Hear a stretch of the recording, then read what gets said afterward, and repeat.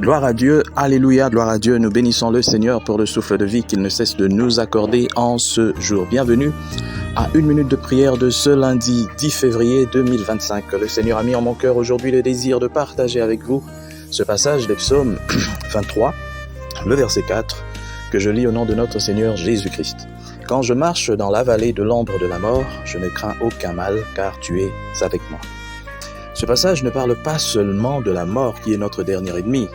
Chaque chrétien désireux de suivre le Seigneur Jésus-Christ hors du camp fait connaissance avec la vallée de l'ombre de la mort.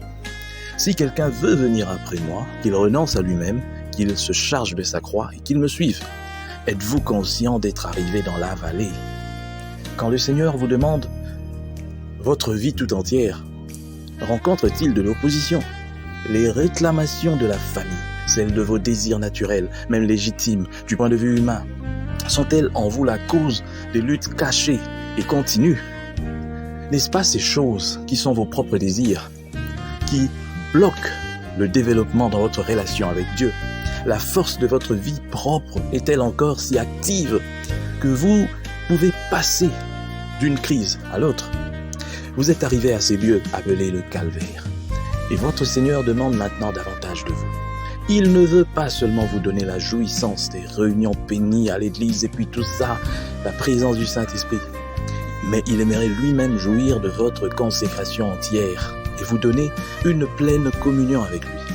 Selon ce psaume, donc 23, la vallée de l'ombre de la mort conduit à une table dressée à l'onction d'huile, à la coupe qui déborde. Mais sachez que vos expériences pénibles, vos luttes et vos plaintes dureront jusqu'à ce que vous acceptiez que le Seigneur vous dirige lui-même. La vallée de l'ombre de la mort, ce sont les résistances. C'est ce que le monde nous propose et qui nous séduit jusqu'au point d'oublier notre vocation céleste. Le plus grand danger, c'est lorsque ces choses qui nous séduisent arrivent à nous prendre et nous prenons ces choses, nous les emmenons dans notre appel. Voilà comment beaucoup ne suivent plus le Seigneur Jésus-Christ selon ce que Dieu lui-même veut, mais ils suivent Jésus selon ce que eux-mêmes veulent.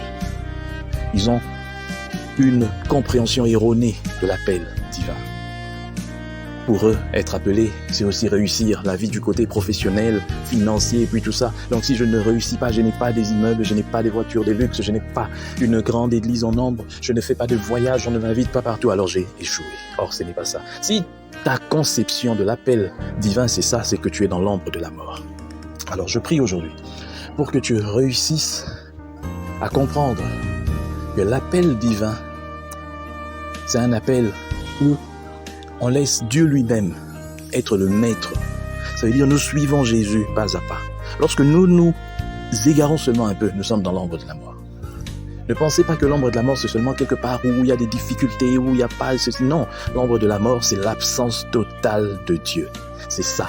Tu peux être en train de manger la viande tous les jours, de monter dans des belles carrosses tous les jours, de voyager, de faire tout ce que tu veux tous les jours, mais être dans l'ombre de la mort. C'est ça, dans la vallée de l'ombre de la mort. Absence totale de Dieu. Que Dieu bénisse sa parole. Pour que tu ne sois pas dans l'ombre de la mort, tu dois normalement rester collé à Jésus. Tu dois marcher sur ses pas, le suivre.